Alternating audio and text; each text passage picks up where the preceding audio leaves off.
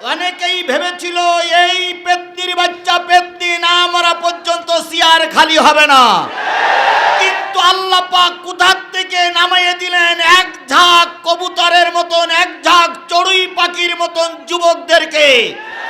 যত লাশ পড়েছে যুবকেরা তত ময়দানে এগিয়ে গেছে। আমরা কখনো কল্পনা করতে পারি না এই যুবকেরা এত আন্দোলন করে দেশ স্বাধীন করবে। কথা ঠিক বলেছি না বেঠিক বলেছি? ওনারা বলতেন আমরা পালাই না, তাই বলতেন না?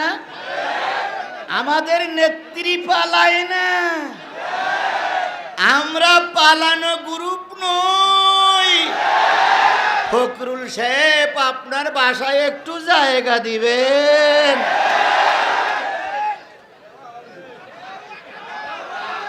বলিনি। যদি ঢাকার বাসায় জায়গা না হয় ঠাকুরগাঁর বাসায় একটু জায়গা দিয়েন। আমরা পালাই না। দীর্ঘ 17টি বছর আমরা অত্যাচার নির্যাতন সহ্য করেছি। একজন নেতা কর্মী ময়দান ছেড়ে পালিয়ে যায়নি। আর আপনারা 1.5 মাস হতে না হতেই ময়দান ছেড়ে পালিয়ে চলে গেছেন। কোথায় আপনাদের সেই অহংকার? আর কোথায় আমাদের কর্মী? দেখে যাও, আমরা ছিলাম, আমরা আছি, আমরাই থাকবো।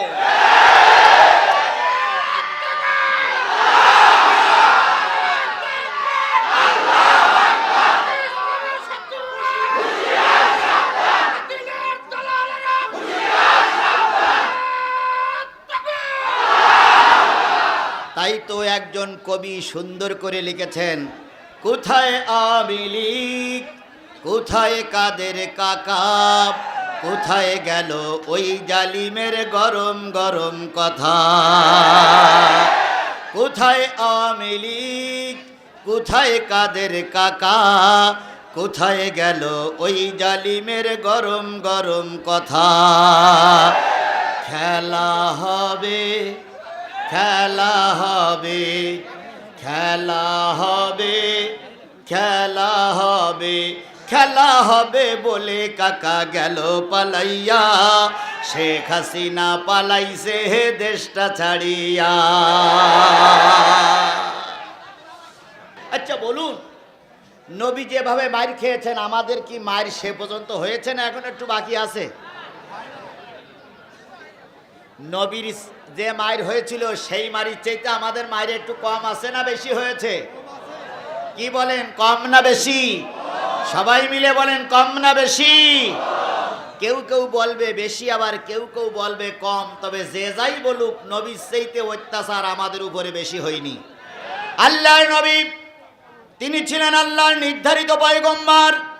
নিজে মার খেয়েছেন, রক্ত দিয়েছেন, তায়েফে রক্ত দিলেন, সারা জীবন কষ্ট করলেন। আবার যখন ক্ষমতা হাতে পাইলেন, তখন নবী বললেন আমি সবাইকে আল্লাহর রাস্তায় মাফ করে দিলাম। মাফ করে দেওয়ার কথা রাসূল বলেন নাই? কথা বলেন, বলেন নাই? আমরাও বলতেছি আমরা ক্ষমা করে দিলাম। কিছু লোক বগল দাওড়াচ্ছে, হ্যাঁ এত মামলা দিলাম, এত মার চালালাম, এত ঘর বাড়ি ছাড়ালাম, তারপরে বলতেছে মাফ করে দিলাম।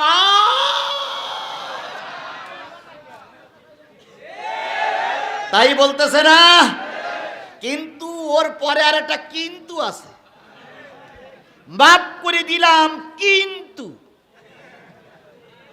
তাই বলতেছে না মাফ করে দিলাম কিন্তু।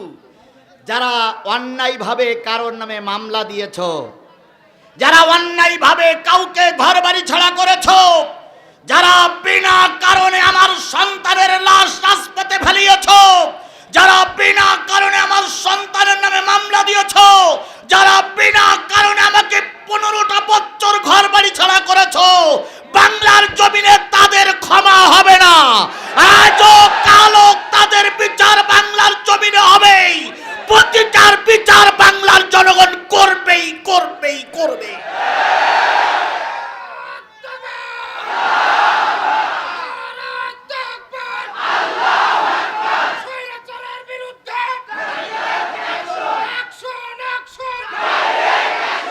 আমাদের দেশের কিছু মৌলবীরা কায়া পাল্টাইছিল,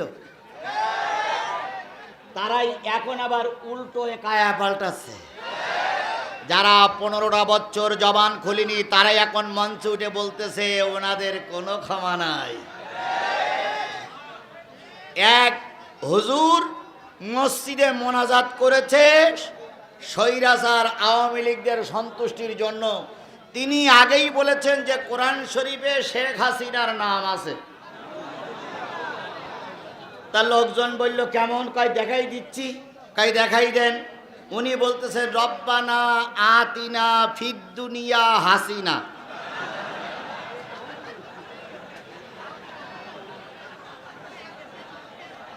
কি এইরকমটা আছে না? রব্বানা আতিনা ফিদ দুনিয়া, ওখানে একটুখানি ওয়াকফ করেছে হাসিনা। রব্বানা আতিনা ফিদ দুনিয়া হাসিনা ওয়াফিল আখিরাতে হাসিনা ওয়াকিনা আযাবান নার। উনি রব্বানা আতিনা ফিদ দুনিয়া হাসানাতাও ওয়াফিল আখিরাতি হাসানাতাও ওয়াকিনা আযাবান নার। দালালি করতে যেয়ে এত দূর উপরে উঠে গেছে যে হাসিনার নামটা উচ্চারণ করে ফেলেছে। এখন ওনারা দোয়া ইউনুস পড়তেছে। আর এখন ক্ষমতায় যিনি বসে আছেন তার নাম কি? উনি এখন চেয়ারে বসে বলতেছে তোমরা যতই দোয়া ইউনুস পড়ো আমি তো সেই লোক।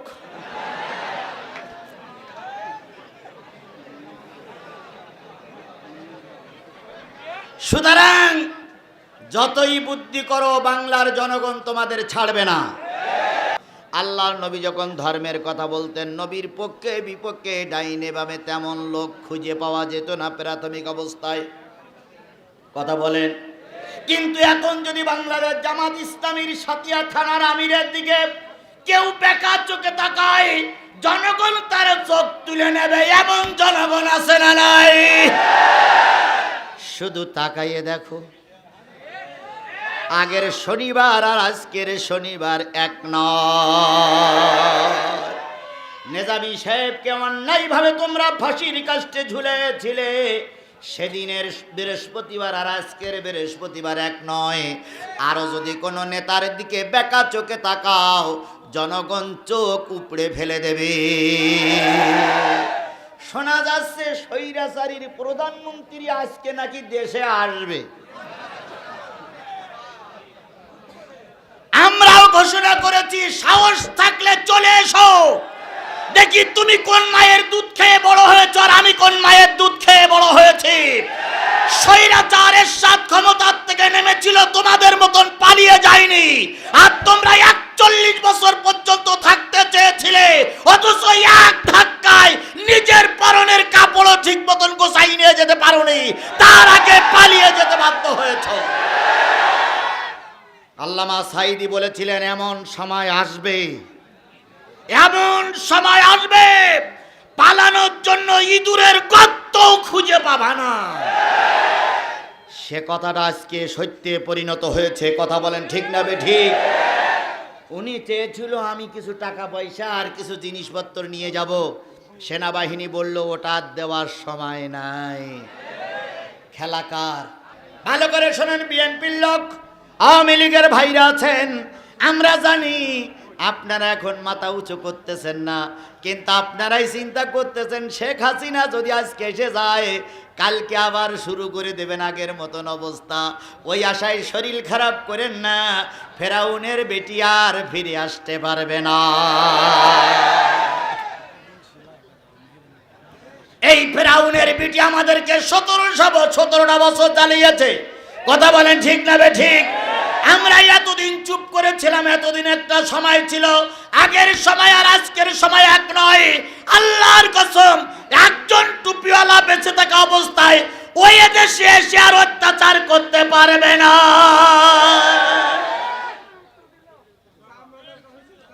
আমার ভাইরা, উনি পাশের দেশে যে আত্মগোপন করেছিল বা আছে মনে হয়, ওখান থেকে মাঝে মাঝে মাথা বের করে দেশ স্যার বলছে আসবো। আসবো।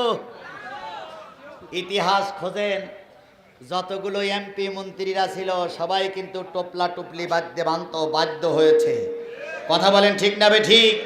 আজকে মাওলানা মতিউর রহমান নেজামিরে ফাঁসির কাস্টে ঝুলানের মূলে যারা এই সাতিয়া থানায় ভূমিকা পালন করেছিল, তারা কেউ বা পাগল হয়ে গেছে, কেউ বা ভিক্ষা করে খেতে খেতে নিজের পায়খানা খেয়ে মৃত্যুবরণ করেছে, কেউ বা ক্যান্সারে আক্রান্ত হয়ে বিছানায় ধুই ধুই করতেছে, কেউ বা এলাকা ছাড়তে বাধ্য হয়েছে। আর আজকে যদি তোমরা আবার আস্ফালন দেখাও, জনগণ কিন্তু অপেক্ষায় রয়েছে, এবার আর জনগণ তোমাদের ছেড়ে কথা বলবে না। বলুন তো, আল্লামা সাঈদী জেলখানায় মারা গেছে না তারে মেরে দেওয়া হয়েছে? সাতিয়ার মুসলমানেরা স্পষ্ট করে বলবেন, আল্লামা সাঈদী স্বাভাবিক মারা গেছে না তারে মেরে দেওয়া হয়েছে? আল্লামা সাঈদী যে জেলখানার ভিতরে ছিল, জেলখানার থেকে তাকে বের করে নিয়ে আসার সময় একটা সাদা কাগজ তার হাতে দিয়ে দেওয়া হলো, আর বলল, হুজুর কাগজে সই করেন। আল্লামা সাঈদী বলেছিলেন, কাগজে কি লেখা আছে? কয়, লেখা আছে আপনি বলতেছেন আমি অসুস্থ, আমার চিকিৎসার দরকার। আল্লামা সাঈদী বলেন, আমি অসুস্থ আমি জানি না, তোমরা জানলে কি করি? কথায় বলে, যার বিয়ে তার খবর নাই, পাড়া বসির ঘুম নাই। আল্লামা সাঈদী অসুস্থ উনি জানে না, জানে এনারাই। আল্লামা সাঈদী সই করেছিলেন কিনা আমি জানি না। আল্লামা সাঈদীকে জেলখানার থেকে বের করে হাসপাতালের জন্য গাড়িতে যখন তোলা হলো, গাড়িতে উঠানোর সাথে সাথে তার বেডিং পত্র মাল সামানা যা ছিল ওগুলো গোছানো হয়ে গেল।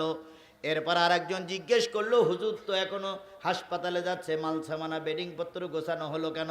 একজন বলল, হাসপাতালে যাচ্ছে, এই সাঈদী আর ফিরে আসবে না, এই সাঈদী এবার পিরোজপুরের মাটিতে যাবে। তার মানে এদের পরিকল্পনা ছিল এই সাঈদীরে ওরা মেরে দেবে। আর এই সাঈদী মেরে দেওয়ার 4 দিন আগে এই সাবেক তথ্যমন্ত্রী, পররাষ্ট্রমন্ত্রী আব্দুর রাজ্জাক সহ কাউয়া কাদের সহ 4-5 জন ভারত সফর করে এসেছিলেন।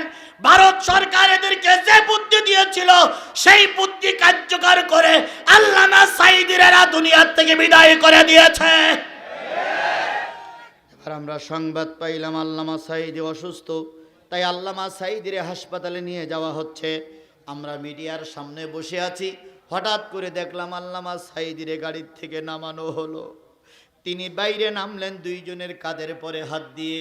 তার সেই সাদা লাল দাড়ি, লাল গোপ, সেই উঁচু টুপির মাঝখান দিয়ে আল্লামা সাঈদী ছোট্ট একটা হাসি দিয়ে জাতিরে সালাম দিয়েছিলেন। ও আমার জাতি, এখনো সেই হাসিটা আমাদের চোখে মুখে ভেসে ওঠে। সেদিন কি মনে হয়েছিল আল্লামা সাঈদী অসুস্থ? সেদিন মনে হয়েছিল? আমরা কেউ ভাবিনি আল্লামা সাঈদী অসুস্থ, তারপরে হাসপাতালে নিয়ে যাওয়া হলো। আল্লামা সাঈদী বলেছিলেন, যদি আমার হাসপাতালে নিয়েই যাও তাহলে আমার চিকিৎসা দেওয়ার আগে আমার ব্যক্তিগত ডাক্তারকে এখানে নিয়ে আসতে হবে। যদি না নিয়ে আসো, আমার পরিবারের একজন সদস্যকে এখানে এনে দাও। যদি তাও না এনে দাও, আমার দলের 2-3 জন নেতাকর্মী আমার পাশে থেকে চিকিৎসা করাও। ওরা কারোর কথা শুনলো না। আল্লামা সাঈদীকে বেডে শোয়াই রাখা হলো, ঘুমের ওষুধ খাওয়ানো হলো। বেশ কিছুটা রাত হওয়ার পরে 1 জন 2 জন 3 জন ডাক্তার একসঙ্গে ঢুকলেন। পাশের যারা ছিল সবাইকে বের করে দিয়ে একজন ডাক্তার একটা শিশি বাহির করলেন। সেই শিশির ভিতরে, শিশির গায়ে কোনো নেম প্লেট ছিল না, ওর পরে সিরিঞ্জ দিয়ে, ওই সিরিজ দিয়ে, ওই কি বলে ওষুধের না, সিরিজ দিয়ে ওই ওষুধের থেকে ওষুধগুলো বের করে নিলেন। এরপরে আল্লামা সাঈদীর জামাটা একটু উঁচু করলেন। উঁচু করে যখনই আল্লামা সাঈদীর নাভিতে ইঞ্জেকশন দিচ্ছিলেন, যে নার্স কথাটা বলেছেন তিনি বললেন, আমি দেখলাম হুজুর একবার একটু তাকালেন, আল্লাহু আকবার বললেন। এরপরে আল্লামা সাঈদী আর কোনো নড়াচড়া করেন নাই। এই জন্য গোটা বিশ্বের মানুষ জেনে গেছে আল্লামা সাঈদী স্ট্রোক করে মারা যায়নি, আল্লামা সাঈদীরে তোমরা বিষ প্রয়োগ করে মেরে দিয়েছ। আল্লামা সাইদি তুমি মরুনি, শহীদ হয়েছ তুমি এটাই জানি। আল্লামা সাইদি তুমি মরুনি, শহীদ হয়েছ তুমি এটাই জানি। কারাগারে কাটালে 13টি বছর, বাতিল খেপেছে তোমার দেখে থর থর। তুমি যে ছিলে মোদের নয়নমণি, শহীদ হয়েছ তুমি এটাই জানি। শহীদ হয়েছ তুমি এটাই জানি। নিজামী সাহেবকে বলা হয়েছিল, যদি আপনি রাষ্ট্রের কাছে ক্ষমা ভিক্ষা চান, জীবন ভিক্ষা চান, তাহলে আপনাকে কি করা হবে? হয়তো ক্ষমা করা হবে। নিজামী সাহেব বলেছিলেন, আল্লাহর কসম, আমার হায়াত দেওয়ার মালিক আল্লাহ, আমার মৃত্যু দেওয়ার মালিক আল্লাহ। যদি আমার এই জেলখানার ফাঁসির কাস্টে মৃত্যু হবে, আল্লাহ লিখে রাখে, জীবন ভিক্ষা চাইলেও বাঁচা যাবে না। এই জন্য বলুন তো, জীবন ভিক্ষা যদি চাইতে হয় কার কাছে চাইতে হবে? তাহলে কালেমার অর্থ হলো 4টা। আইন মানব কার? হুকুম মানব কার? প্রার্থনা করব কার কাছে? রেজেক চাবো কার কাছে? এই কালেমার অর্থ বুঝে আমি একজন ইসলামী দলের কর্মী হয়ে গেলাম। এবার আমার কাজ, আল্লাহ বলতেছেন, ওয়ালতাকুম মিনকুম উম্মাতুন, তুমি উম্মত হয়ে গেলে, দলের কর্মী হয়ে গেলে, তোমার কাজ হলো ইয়াদউনা ইলাল খায়র। তুমি যখন এই দলের কর্মী হয়ে যাবা, তখন তোমার কাজ হলো মানুষকে ভালোর দিকে আহ্বান করা। নিজে বাঁচলে হবে না, অপরজনকে জাহান্নামের আগুন থেকে বাঁচাতে হবে। আমান আহসানু কওলাম মিম্মান দাআ ইলাল্লাহ ওয়া আমালা সালিহা ওয়া ক্বালা ইন্নানি মিনাল মুসলিমিন। তার কথার সেই উত্তম কথার কার হতে পারে যে বলে যে মানুষকে ভালোর দিকে ডাকে আর বলে আমি একজন মুসলমান। তাহলে আপনি কালেমা হলা হয়ে গেছেন, নিজে জাহান্নাম থেকে বাঁচবেন না, পরিবারের সকল সদস্যকে জাহান্নাম থেকে বাঁচাতে হবে। এটা আপনার 1 নম্বর দায়িত্ব। আল্লাহ, আলতাকুম মিনকুম উম্মাতুন ইয়াদউনা ইলাল খায়র ওয়া ইয়া'মুরুনা বিল মারুফ ওয়া ইয়ানহাউনা আনিল মুনকার। সৎ কাজের আদেশ করতে হবে, অসৎ কাজের নিষেধ করতে হবে। এই মানুষকে ভালোর দিকে ডাকা, সৎ কাজের আদেশ করা, অসৎ কাজের নিষেধ যারা করবে, ওয়াউলাইকা হুমুল মুফলিহুন। আল্লাহ পাক বললেন, এরা সবাই সফল কাম, এরাই সবাই পাশ করে গেছে। আবারও বলি, আমাদেরকে দুর্বল ভেবো না, ইসলামী আন্দোলনকে দুর্বল ভেবো না। ইসলামী আন্দোলনের নেতা কর্মী যতগুলো মারা গেছে, একটা নেতা কর্মীর পিছনে গুলি লাগে নাই, সব নেতা কর্মীর বুকে গুলি লেগেছে। রংপুরের আবু সাইদ বুক উঁচু করে দিয়ে বলেছে, চালাও গুলি। বোঝা গেল যুবকেরা বুক দেয়, যুবকেরা পিঠ দেয় না। ছাত্রলীগের সাবেক ছাত্রলীগের সভাপতি সাদ্দাম, বাপের বেটা সাদ্দাম, তিনি বলেছিল বিশ্ববিদ্যালয় ঠান্ডা করতে ছাত্রলীগের 1 ঘন্টা সময় লাগবে না। আমি জিজ্ঞেস করি, সেই সাদ্দাম হোসেন আপনি এখন কোথায়? এই ডেপুটি স্পিকার এই পাবনায় দাঁড়িয়ে বলেছিল, জামাত শিবিরকে আর মাথা উঁচু করতে দেওয়া হবে না। আজকে জামাত শিবির আওলারা মঞ্চে দাঁড়িয়ে আছে, তুমি স্পিকার কোথায় দেখে যাও? তোমার সেই পুষ্যপুত্ররাও নাই, তুমিও নাই, অথচ আমরা ছিলাম, আমরাই আছি।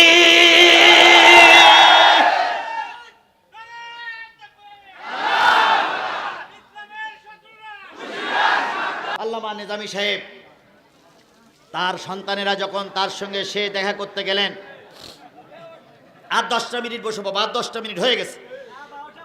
তার সন্তানেরা যখন তার সঙ্গে দেখা করতে গেলেন, কয়টা সন্তান? 6টা। 6 সন্তানের প্রথম বড় সন্তান হলো মেয়ে। হ্যাঁ, ছেলে 4টা, মেয়ে 2টা। আল্লামা নিজামী সাহেব ছেলেদেরকে বললেন, বাজান, যে কদিন আল্লাহ পাক আমার হায়াত রেখেছিল সে কদিন আমি বেঁচে ছিলাম, আমার মৃত্যুর পরে যেন প্রতিশোধ নিতে যেও না। কি সুন্দর কথা রে ভাই। আর আমাদের নেতারা বলে একটা মরলি 10টা মারবো, কি বলে তাই না বলে? তারপরে মঞ্চে চেয়ারে বলে ভাতে মারবো পানিতে মারবো, এরপরে বলে চুবাইয়ে চুবাইয়ে মারবো।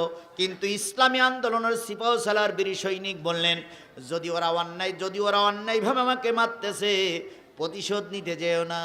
আর আমার শুভাকাঙ্ক্ষী দেশবাসীরে বলো আমি প্রতিশোধে বিশ্বাস করি না, আমি বিচারটা মালিকের দরবারে দিয়ে দিলাম।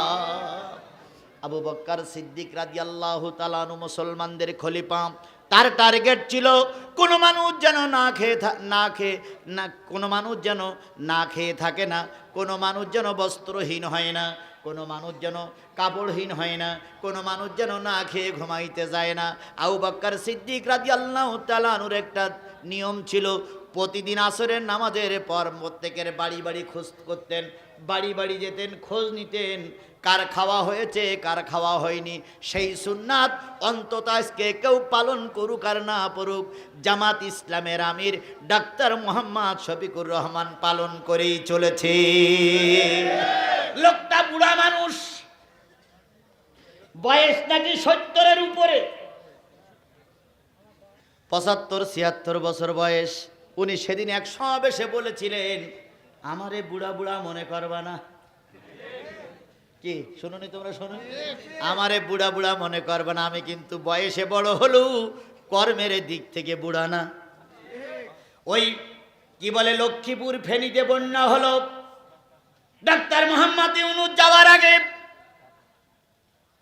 ফখরুল যাওয়ার আগে, ক্ষমতাসীন দলের নেতারা যাওয়ার আগেই ডাক্তার শফিকুর রহমান হাজির। সুবহানাল্লাহ বলেন।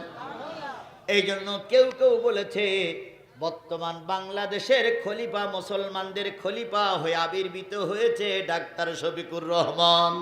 কেউ কেউ বলতেছে তিনি দেশের জন্য একটা রহমত। এই বুড়া মানুষটি এত কষ্ট যে কিভাবে করে আল্লাহই ভালো জানে। আল্লাহ পাক তার উপরে রহমত করুক, সকলে বলুন আমিন। তিনি যেমন ভাবে খেদমত করতেন, আবু বকরের মতন খেদমত তার ভিতরে ছিল। প্রতিদিন আবু বকর আসরের নামাজের পরে এলাকার খেদমত করতেন। হঠাৎ করে একদিন দিয়ে দেখে এক বুড়ি মানুষ লাঠির নিচে, লাঠির মাথায় একটা কি বলে বক্সা নিয়ে, লাঠির মাথায় একটা প্যাকেট নিয়ে খুব দ্রুতগামী হেঁটে যাচ্ছে। আবু বকর সিদ্দিক সামনে যেয়ে বলতেছে ও মা মারে। বুড়ি তাকাই বলতেছে তোমার নাম কি? আমারে মা বলি ডেকলে, আমার তো মা বলি ডাকার মতন কেউ নেই বাবা। এই যে রাংপুরি যে ছেলেটা মারা গেল, নাম কি বলে? আবু সাইদ। আবু সাইদের বাড়িতে যে শিবিরের সভাপতি, শিবিরের সেক্রেটারি আবু সাইদের মার কাছে যে বলতেছে মা তোমার আবু সাইদ মারা গেছে, মনে করো আমরাই তোমার আবু সাইদ, তোমার যতদিন বেঁচে আছো জীবনের যত কিছু প্রয়োজন সব আমরা দেখব। আবু সাইদ মারা গেছে বলে দুঃখ করো না, এক আবু সাইদ মারা গেছে, লক্ষ আবু সাইদ তোমার পাশেই আছে।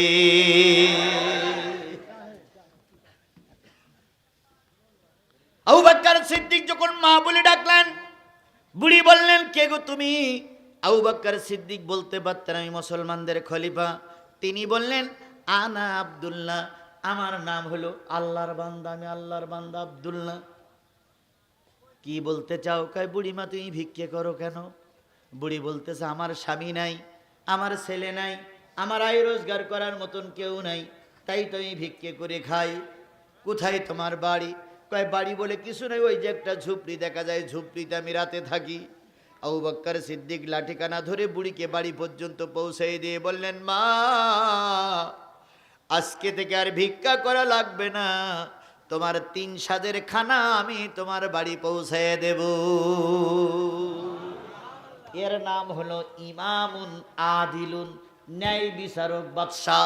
বিশ্বাস করো বাংলার মুসলমান, বিশ্বাস করো 18 কোটি মুসলমান হিন্দু ভাইরা, যদি বাংলাদেশ জামাত ইসলামী তথা ইসলামী আন্দোলনের নেতা কর্মীরা ক্ষমতায় আসে, ওরা যা খাবে তোমারেও তাই খাওয়াইয়ে ছাড়বে।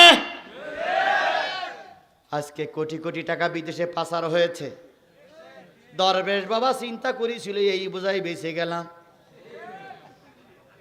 করে। বাপ রে বাপ, দরবেশ বাবার নাম শোনেননি আপনারা? সালমান এফ রহমান। দেখলি মনে হইতো জিব্রাইলি ছোট ভাই। আরে বাপ রে বাপ, এই টুপি, এই দাড়ি, সাদা পাঞ্জাবি, মনে হলো ফেরেশতাও ফেল ওর কাছে।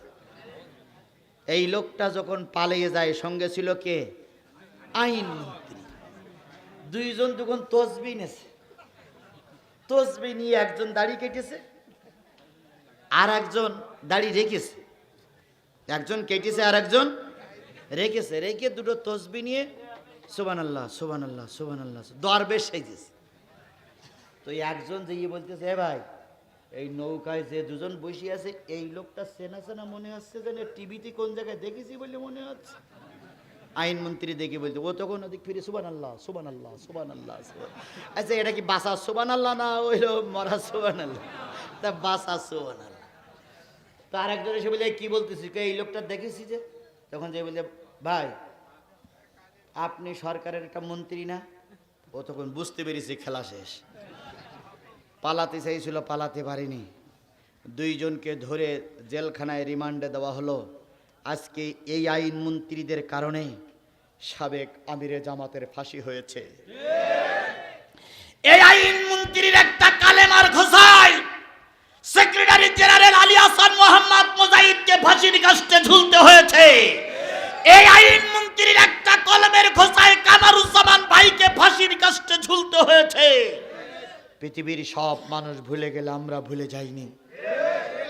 আমি এখান থেকে অনেক বছর আগে গোপনে 2-2:30টার সময় নিজামী সাহেবের কবর জিয়ারত করতে এসেছিলাম। 2:30টার সময় ওনার কবরের পাশে শহীদ মতিউর রহমান নিজামী লেখা হয়েছিল। বলো, এখানকার একদল মুক্তিযোদ্ধারা তার বিরোধিতা করেছিল। কথা বলেন ঠিক না বেঠিক? আমি বিশ্বাস করি যারা শহীদ মতিউর রহমান নিজামীর প্রথমে শহীদ লেখা বলে বিরোধিতা করেছিলেন, এরা একটাও মুক্তিযোদ্ধার পক্ষের লোক নয়। মুক্তিযোদ্ধার পক্ষের লোক হলে কখনো শহীদ মতিউর রহমান নিজামীর বিরোধিতা করতে পারতেন না। বাংলাদেশে যারা মুক্তিযোদ্ধা তারা 2 ভাগে বিভক্ত। একটা হচ্ছে বীর মুক্তিযোদ্ধা, আর একটা হচ্ছে বীর মুতিয়ে যোদ্ধা। কয়টা গ্রুপ? একটা হচ্ছে বীর মুক্তিযোদ্ধা, আর একটা হচ্ছে বীর মুতিয়ে যোদ্ধা। যারা বীর মুক্তিযোদ্ধা তাদেরকে আমরা স্যালুট জানাই। কথা বলেন ঠিক না বেঠিক? উল্টো বসবেন না। আপনারা দেশ রক্ষা করার জন্য রক্ত দিয়েছেন, ঘাম ঝরিয়েছেন, নিজের স্ত্রীকে বিধবা করতে চেয়েছিলেন, আপনার অঙ্গ প্রত্যঙ্গ হানি হয়েছে। আপনারা সঠিক মুক্তিযোদ্ধা, আপনাদেরকে স্যালুট জানাই, স্যালুট জানাই, স্যালুট জানাই।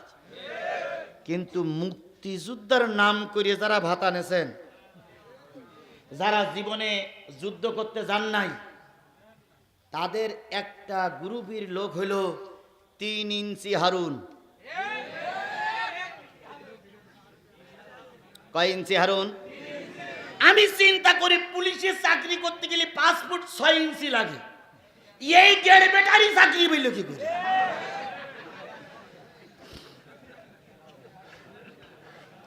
দেড় ব্যাটারি তার অফিসে ভাতের অফিস খুলে বসেছিল। কথা বলেন ঠিক না ঠিক?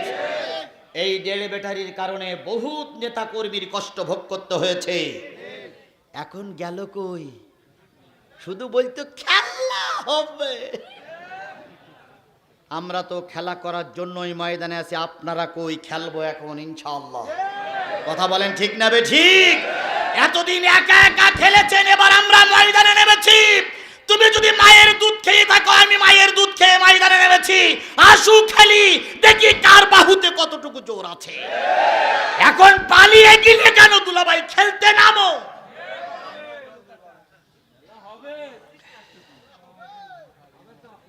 মাঠে 2 পক্ষ খেলা হতে গেলে, মাঠে খেলতে গেলে কয় পক্ষ লাগে? 2 পক্ষ লাগে। এতদিন ওনারা 1 পক্ষই খেলিয়েছে, আর আমাদের নামতে দেয়নি। দিন খান দিয়ে আমাদের ঘরের দরজাতে রেখেছে, নামা যাবে না, নামা যাবে না, নামা যাবে না। আবার মাঠে এসে বলেছে একা একাই গোল দিলে 70 খান গোল দেওয়া যায়। কথা বলেন ঠিক না ঠিক? দিনের ভোট রাতে করলে 1.5 ব্যাটারিও নেতা হয়ে যায়। যাদের সমাজে কোনো পাস ছিল না, যারা গরু চুরি করে ক্ষমতার পাওয়ারে ছিল তারাই বছরের পর বছর ক্ষমতা দখল করে রেখেছিল, আর শিক্ষিত নেতারাই জেল খেটেছে, পালিয়ে পালিয়ে বেড়েছে। দুই পক্ষের খেলা হবে, মনে করুন পাবনার মাঠে। আসবে রংপুরের পার্টি আর খুলনার পার্টি। কোনো ঘটনাক্রমে খুলনার পার্টি আসেনি, এসেছে রংপুরের পার্টি। রংপুরের পার্টি এসে দেখে খুলনার পার্টি নেই। এখন ওনারা চিন্তা করছে টিকিট কাটা, তাহলে খেলায় এরাই ভাগ করে খেলুক। দুই পক্ষ ভাগ করেছে এরশাদ আর শেখ হাসিনা, ওরা কিন্তু এক পক্ষেরই লোক। তো খেলা করিয়ে এক একজন 11 কান 12 কান করে গোল দিয়েছে। তো গোল দিয়ে রাজশাহীর পার্টি বাড়ি গেছে 11টা সাড়ে 11টার সময়। তো স্ত্রী জিজ্ঞেস করছে, তুমি আজকে খুব খুশি খুশি ভাব, জিতেছো না হেরেছো? তো বলতেছে, গিন্নি আজকে 11 খান গোল দিছি। তা গিন্নি বলতেছে, তুমি তো জীবনে কোনোদিন মাঠের থেকে গোল খেয়ে ছাড়া গোল দিয়ে বাড়ি আসো না, তুমি তো ভোটে দাঁড়ালে জামানত বাতিল হয়ে যায়, আজকে 11 খান গোল দিলে কেন? তোমার প্রতিদ্বন্দ্বী যারা ছিল তারা কি খুব দুর্বল? তখন বলতেছে, না রে গিন্নি, খুলনার সঙ্গে খেলা ছিল, তা খুলনাওয়ালারা আসেনি। স্ত্রী তখন বলতেছে, তাই 11 খান গোল দিলে কেন? 110 খান গোল দিতে পারোনি? আওয়ামী লীগের খেলাটা এরকমই ছিল, কথা বলেন ঠিক না ঠিক? বাংলাদেশ জামাত ইসলামী ওরা নির্বাচন করতে দেয়নি, বিএনপিকে ওরা নির্বাচন করতে দেয়নি, গণতন্ত্রের পক্ষে শক্তি ওরা নির্বাচন করতে দেয়নি। ওরা একা একাই গোল দিয়ে চায়, শুধু বলেছে গোল গোল গোল।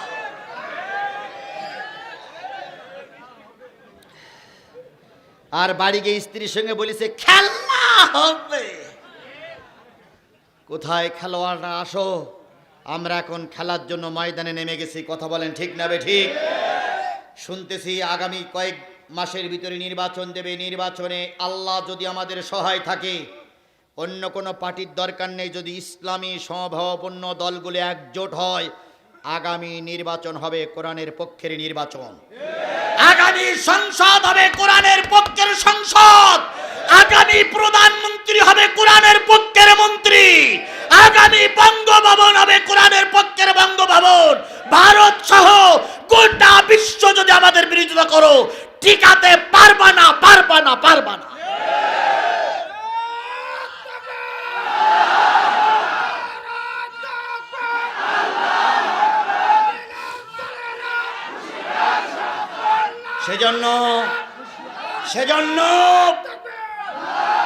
সেজন্য বাংলাদেশ ইসলামী ছাত্র শিবির, বাংলাদেশ জামাত ইসলামের কাছে আমার করজোড়ে অনুরোধ, আজকে আমাদের বসে থাকার সুযোগ নাই। প্রতিটা নেতা কর্মী ঘরে ঘরে করে দাওয়াতি কাজ করে দেবেন, কারণ খরগোশ আর কচ্ছপের গল্পটা মনে রাখতে হবে। খরগোশ অধিক দৌড়াতে পারে বলেই যে জিতে যাবে তা নয়, অনেক সময় কচ্ছপেরা আলসামি না করার কারণেই জিতে যায়। সুতরাং আজকে আমরা খরগোশ হয়ে দেখা দিয়েছি, গোটা দেশের সব জায়গায় আমাদের নেতা কর্মীরা মাথা উঁচু করেছে বলে আমরা ক্ষমতায় গিয়েছি, ভাবার কোনো সুযোগ নাই। যতদিন পর্যন্ত সুষ্ঠু নির্বাচন হবে, আমার নেতারা যতদিন পাওয়ারে না যাবে, ততদিন পর্যন্ত একটাও নেতা কর্মী বসে থাকা যাবে না। কারা কারা আমার কথার সঙ্গে একমত, 2 হাত উঁচু করে আল্লাহরে দেখাও।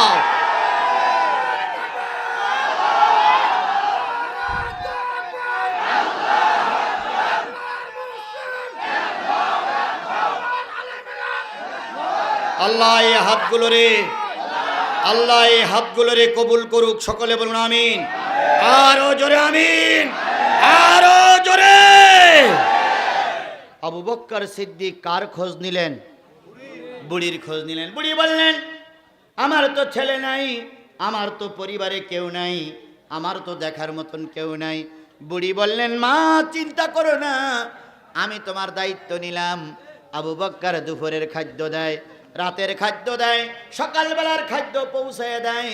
হঠাৎ করে ওমরে ফারুক রাদিয়াল্লাহু তাআলা আনহু একদিন আসরের পরে রাস্তা দিয়ে হাঁটতেছে আর বলতেছে, এই সমাজে এমন কোন লোক আছে যেই লোকটা না খেয়ে থাকে? একজন লোক দেখাই দিলেন, ওমরে ফারুক, আমার মদিনায় কোনো না খাওয়া লোক নাই, তবে ওই যে দূরে একটা ঝুপড়ি দেখা যায়, ওই ঝুপড়ির ভিতরে একটা বুড়ি বসবাস করে। ওই বুড়ি দীর্ঘদিন ভিক্ষা করতে বাহির হয় না। হয়তো বুড়ির অসুখ করেছে, হয়তো বুড়ির সংসার অভাব দেখা দিয়েছে। একটুখানি খেয়াল করেন, আল্লামা সাঈদী যে এলাকার থেকে নির্বাচিত হতেন, ওই এলাকাটা ছিল হিন্দু অধ্যুষিত এলাকা। আমি ওই এলাকা একবার মাহফিলে গেছিলাম, একটা বুড়ির সঙ্গে আমার দেখা, বুড়ি আমার ব্যাগটা ধরে বললেন, আমার জীবনের সত্য ঘটনারাই বলতেছি। বুড়ি আমার ব্যাগটা ধরে বললেন, বাবা তুমি কি বক্তা নাকি? আমি চিন্তা করলাম এই এলাকার মানুষেরা আল্লামা সাঈদীর নামে মামলা দিয়ে সাঈদীর জেল খাটা চাই, বক্তা বলে প্রমাণিত হইতে হলে হয়তো বুড়ি আমার গেড়া কলে ফেলতে পারে। আমি বললাম, বাবা মা কেন? কয় না, তুই বলো তুমি কি বক্তা নাকি? আমি এক পর্যায়ে স্বীকার করলাম। বুড়ি আমার ব্রিফ কেসটা ধরে বলতেছিল, বাবা তুমি কি আল্লামা সাঈদীর খোঁজ বলতে পারো? আমি বললাম, মা তুমি হিন্দু মানুষ, আমার জীবনের দেখা কাহিনী, তুমি একজন হিন্দু মানুষ, হাতে তোমার হিন্দুদের চুড়ি, গলায় তোমার পৈতে, তুমি আল্লামা সাঈদীর খোঁজ নাও কেন? উনি বললেন, মা বাবা রে, আল্লামা সাঈদীর গ্রামের পাশে আমার গ্রাম। আমি বললাম, মুসলমানদের নেতা মুসলমানেরা খোঁজ নেয় না, তুমি খোঁজ নাও কেন? সে তো একটা রাজাকার মানুষ।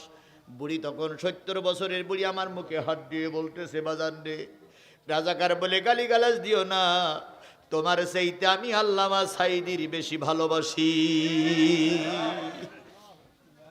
আমি জিজ্ঞেস করলাম, মা কেন ভালোবাসো? বুড়ি বললেন, বাবা আমার স্বামী নাই, আমার আয় রোজগার করার মতন কেউ নাই। সাঈদী সাহেবের বাড়িটা জীর্ণ শীর্ণ বাড়ি, ওই বাড়ি যেতে গেলে আমার বাড়ির পাশটাই যেতে হয়। যখন আল্লামা সাঈদী 6 মাস 3 মাস 4 মাস পর পর বাড়ি আসে, আমার বাড়ির পাশ দিয়ে যাওয়ার সময় সর্বপ্রথম আমাকে ডাকে, কাকিমা কেমন আছো? আমি বেরিয়ে আসি, 2টা পোটলা আমার হাতে দেয়। একটা পোটলার ভিতরে থাকে কাপড় চোপড় প্রয়োজনীয় জিনিস, আর একটা পোটলার ভিতরে টাকা পয়সা প্রয়োজনীয় জিনিস। ওইগুলো দিয়ে যায় আর বলে, মা কয়েকদিন পরে আমি চলে যাব, আবার খোঁজ নেব। আবার যখন সাঈদী চলে যায় তখন 6 মাসের জন্য বাজার টাজার সব কিছু করে দিয়ে যায়। বুড়ি নিজের ভাষায় বলতেছে, বাজান 6টা মাস সাঈদী আর আসে না, শুনেছি কোনো জেলখানা আছে, তুমি কি সেই জেলখানার ইতিহাসটা বলতে পারো? আমি তখন চোখের পানি রাখতে পারি নাই। আমি বলেছিলাম, বুড়িমা মুসলমানেরা তার জেলখানার সংবাদ শুনে আনন্দ মিছিল করেছে। ফরিদউদ্দিন মাসুদ ওই গণজাগরণ মঞ্চে দিয়ে তার ফাঁসি দাবি করেছে, আর তুমি হিন্দু মানুষ, তুমি তার জন্য কল্যাণ কামনা করতেছো। সেদিন বুড়ি বলেছিল, বাবা যে তার বিরোধিতা করতেছে সে জানে না আল্লাহ যদি কোনো ফেরেশতা নাজিল করে, আর ফেরেশতা যদি কেউ দেখতে চায় সে যেন আল্লামা সাঈদীরে দেখে যায়। আল্লামা সাঈদীর বিপক্ষে মুসলমানের বাচ্চারা সাক্ষী দিল, আর আল্লামা সাঈদীর পক্ষে একজন হিন্দু আল্লামা সাঈদীর মৃত্যুর আগ পর্যন্তই তার পক্ষে ছিল। সেই হিন্দুটার নাম বলতে পারবেন? শুকরঞ্জন বালি। আল্লামা সাঈদীর জানাজার দিন আমি গিয়েছিলাম ভাই, পিরোজপুরি যখন পৌঁছাইলাম 6 কিলোমিটার আগে আমার গাড়িটা থামাই দেওয়া হলো। 6 কিলোমিটার আমাদের নেতা কর্মীরা আমাকে উঁচু করে নিয়ে গেল। আমি যখন আল্লামা সাঈদীর লাশের গাড়ির কাছে গেলাম তখন ভারপ্রাপ্ত আমির জামাত কথা বলতেছিলেন। উনি যখন ছিলেন শুকরঞ্জন বালি তখন পাশে দাঁড়িয়েছিল। আমি শুকরঞ্জন বালিকে দেখলাম হাউমাউ করে ওই লাশের গাড়ি ধরে কাঁদতেছে। আমি শুকরঞ্জন বালিকে জিজ্ঞেস করলাম, ভাই আপনি কেন কাঁদেন? উনি বললেন, হুজুর আমি সাঈদীর মৃত্যুর আগ পর্যন্ত তাকে নির্দোষ বলে প্রমাণ করতে চেয়েছি, করতে পারি নাই। আমি আমার ভগবানের কাছে প্রার্থনা করি ভগবান যেন কিয়ামতের দিন তারে নির্দোষ বলে প্রমাণ করে জান্নাতের মেহমান বানিয়ে দেয়। জাতির আজকে কষ্ট লাগে, শুকরঞ্জন বালির মতন হিন্দু মানুষেরা আলেমদের পক্ষে থাকে, আর আমাদের দেশের একদল আলেমেরা আল্লামা সাঈদীর বিরুদ্ধে মিছিল করেছে। কথা বলেন ঠিক না ঠিক? মতিউর রহমান নিজামীর ফাঁসি চেয়ে একদল হুজুররা সাতিয়ার মাটিতে মিছিল করেছিল। আপনারা তাদেরকে চিনে রাখবেন, আজ হোক কাল হোক জনগণের আদালতে ওদের বিচার হবেই হবে। বুড়ি মানুষ, কথা শেষ, এখনই মোনাজাত হবে। যে যেখানে আছেন মোনাজাতের জন্য তৈরি হন। বুড়ি মানুষ। ওমর বললেন, যেখানে কেউ না খেয়ে আছে, লোকে জেনাই দিল ওই ঘরের একটা বুড়ি আছে না খেয়ে থাকে। হযরত ওমর দুপুরের পর জোহরের নামাজের পরে কিছু রুটি আর খেজুর নিয়ে বুড়ির বাড়ি হাজির হয়ে গেছে। দোয়া হবে, ওটা চলা করতে বলিনি, দোয়া হবে। তো ওমর যেয়ে ডাকতেছে, বুড়িমা, বুড়িমা, এই ছেলেরা বসো বসো, দোয়া হবে। বুড়িমা, বুড়ি বলতেছে, কে? আনা ওমর ইবনে খাত্তাব। বুড়ি ভয় পেয়ে গেছে যে ওমর আমার বাড়ি কেন? ওমর, আমি কোনো অন্যায় কাজ করিনি। বুড়ি বলল যে অন্যায় কাজ আমি করিনি। ওমর বলল, তোমার অন্যায়ের জন্য আমি আসিনি, আমি তোমার দুপুরবেলার খাওয়া দেওয়ার জন্য এসেছি। বুড়ি বললেন, আমার খাবার নিয়ে যাও। দুপুরবেলার খাবার একজন দিয়ে গেছে, সে লোকটার নাম আমি জানি না। রাতের খাবার নিয়ে গেল, রাতের খাবার আর একজন দিয়ে গেছে, নাম জানি না। হযরত ওমর চিন্তা করলেন, আমার আগে খাদ্য পৌঁছাই দিয়ে যায় সেই লোকটাকে। রাতের অন্ধকারে হযরত ওমর একটা ঝুপড়ির পিছনে বসে আছে লোকটার দেখার জন্য। হঠাৎ করে দেখলো রাতের অন্ধকারে একটা লোক খাদ্য নিয়ে আসতেছে। তিনি আর কেউ নয়, তিনি হচ্ছেন সিদ্দিক আকবর আবু বকর সিদ্দিক রাদিয়াল্লাহু তাআলা আনহু। হযরত ওমর আবু বকরকে ডাক দিয়ে বলতেছে, আবু বকর, এই জন্য আল্লাহ পাক তোমাকে জান্নাতের মেহমান বানিয়ে দিয়েছে। আজকে যদি সব নেতারা, বাংলাদেশের সব নেতারা এই আদর্শবান হতো, কোন লোক না খেয়ে ঘুমাইতে যেত না। কথা বলেন ঠিক না বে ঠিক? সুতরাং আদর্শবান নেতা, নীতিবান নেতা চিনতে হবে। এই নীতিবান নেতারে আমরা আগামীতে নির্বাচন করে ক্ষমতার মসনদে বসাবো ইনশা। সূরা ফাতিহা ইখলাস শরীফ পড়ি। বিসমিল্লাহির রহমানির রহিম, আলহামদুলিল্লাহি রাব্বিল আলামিন, আর রহমানির রহিম, মালিক ইয়াউমিদ্দিন, ইয়াকা না'বুদু ওয়া ইয়াকা নাস্তাঈন, ইহদিনাস সিরাতাল মুস্তাকিম, সিরাতাল লাযীনা আন'আমতা আলাইহিম গায়রিল মাগদুবি আলাইহিম ওয়ালাদ-দাল্লিন।